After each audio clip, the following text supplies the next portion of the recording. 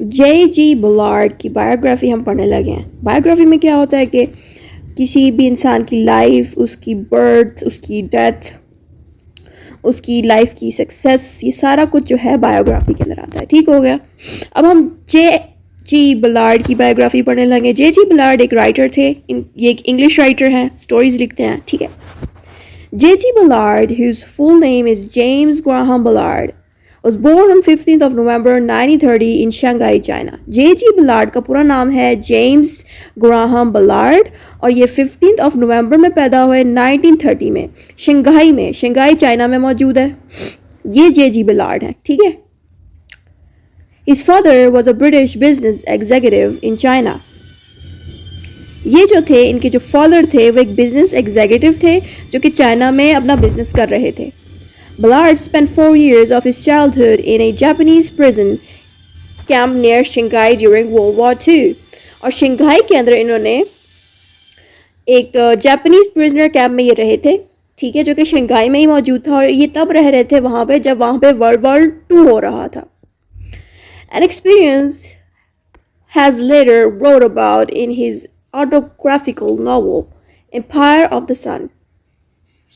और जो भी उन्होंने उस कैंप के अंदर, उस प्रिजनर कैंप के अंदर एक्सपीरियंस किया, यही चीज़ें उन्होंने अपने ऑटोग्राफिकल नॉवल के अंदर भी लिखा।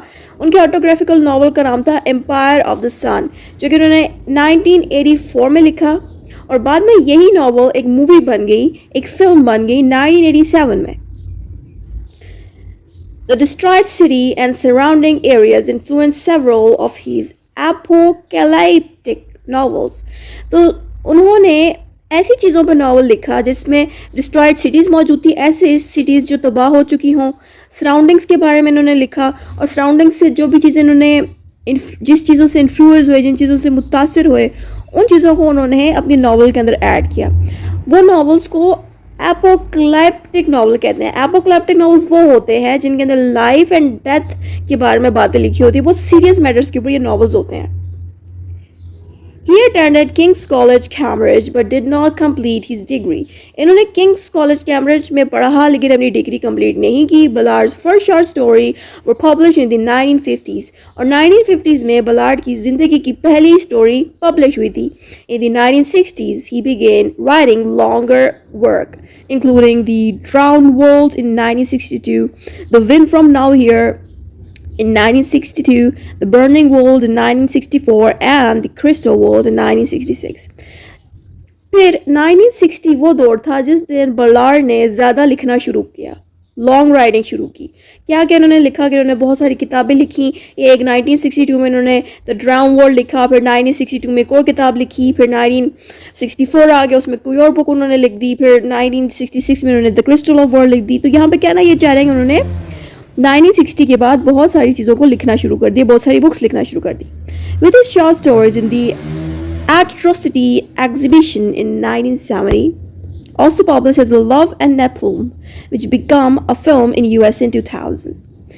इन्होंने एक शॉर्ट स्टोरी लिखी थी जिसका ये नाम था, बाद में इसका नाम चेंज करके पब्लिश किया गया, इसका नाम चेंज करके लव एंड नेपोलियन के नेम से इसको पब्लिश कर दिया गया। फिर कुछ अरसे बाद इसी शॉर्ट स्टोरी के ऊपर ही एक फिल्म बन गई 2020 में। Ballard began writing about dehumanized society and extreme technology. Ballard ने dehumanized society के ऊपर भी बहुत सारी बुक्स लिखी, राइटिंग लिखी, नॉवेल्स लिखी। dehumanized को कहते हैं humiliating, poisoning और degrading, यानी कि ऐसी सोसाइटी जिसमें ह्यूमन को ज़्यादा ऊपर नहीं रखा जा रहा, बहुत लोअर क्लास में रखा जा रहा है, बहुत गंदी सोसाइटी है, उसके ऊपर भी बलार्ड ने काफ़ी चीज़ें लिखी। टेक्नोलॉजी के ऊपर भी बहुत सारी बातें लिखी। His novels Crash in 1973 became a film in 1916. यहाँ पे ये कह रहे हैं कि इन्होंने जो नॉवल लिखी थी जिसका नाम था क्रैश, यही क्रैश वाली नॉवल, जो ऑब्वियसली क्रैश बेसिकली एक नेम है बलार्ड की नॉवल का, ठीक है, पर यही क्रैश वाली नॉवल 1996 में एक फिल्म बन गई, ठीक है, और ये 1973 में लिखी गई थी और कुछ अर्से बाद उसको 1996 में लोगों ने इसके ऊपर एक फिल्म बना ली। कॉन्ग्रेंट आइलैंड 1973 में लिखी गई एंड हाई राइज 1975 में लिखी गई, बोथ बिकम फिल्म्स इन 2015, और लोगों ने इन दोनों नॉवेल्स पे और स्टोरीज पे भी फिल्म बना दी गई, ठीक है। That picture the middle class people of the 20th century sinking into extreme cruel and violent behaviour.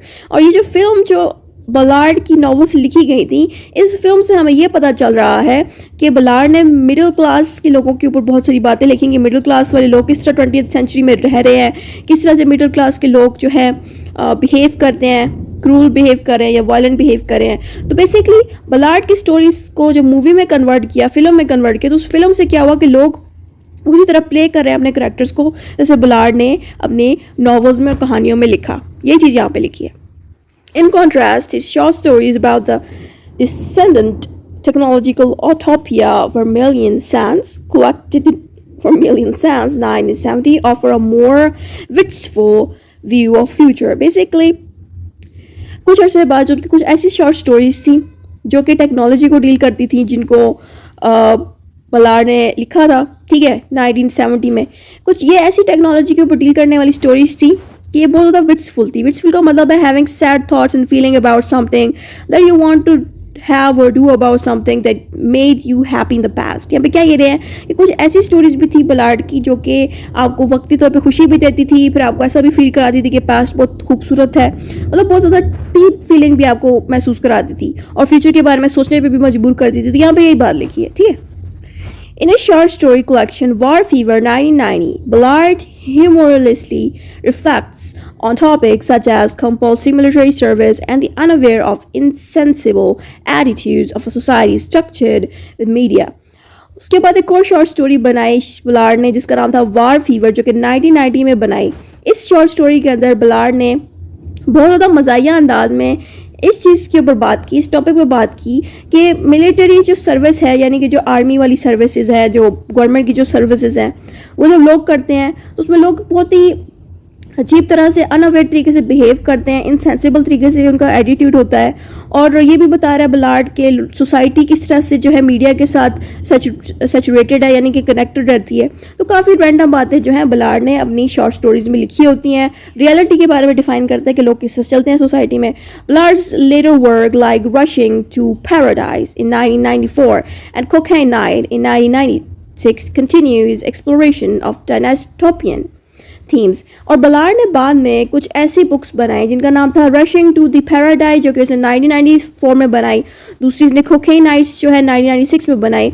इन दोनों बुक्स को लिखने की वजह से उसने एक्सप्लोर किया डायनास्टोपियन थीम्स को। डायनास्टोपियन थीम्स क्या होती हैं कि relating to the society where there is a great suffering of injustice, यानी कि इन स्टोरीज में ये बातें लिखी कि सोसाइटी के अंदर जो है सफरिंग भी मौजूद है, इनजस्टिस भी मौजूद है, ठीक है। ये डार्क साइड को बहुत ज़्यादा इन स्टोरीज़ के अंदर बताया गया है कि बलार्ड ने इन स्टोरीज़ को लिख के हमें अपनी सोसाइटी की डार्क साइड बताई कि लोग किस तरह से बिहेव करते हैं, ह्यूमन नेचर कितना बुरा भी हो सकता है, लोगों को जस्टिस नहीं मिलती, लोग बहुत सफ़र करते हैं। ये चीज़ें भी बलार्ड ने अपनी इन स्टोरीज़ के अंदर भी लिखी।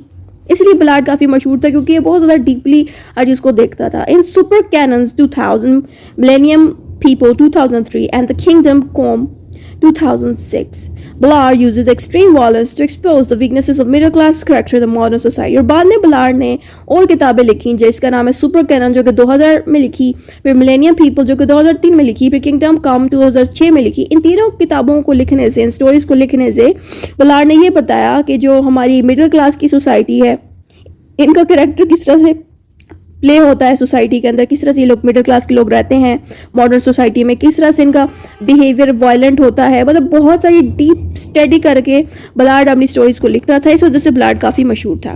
तो ये सारी था इंट्रोडक्शन बलार्ड का, ठीक है।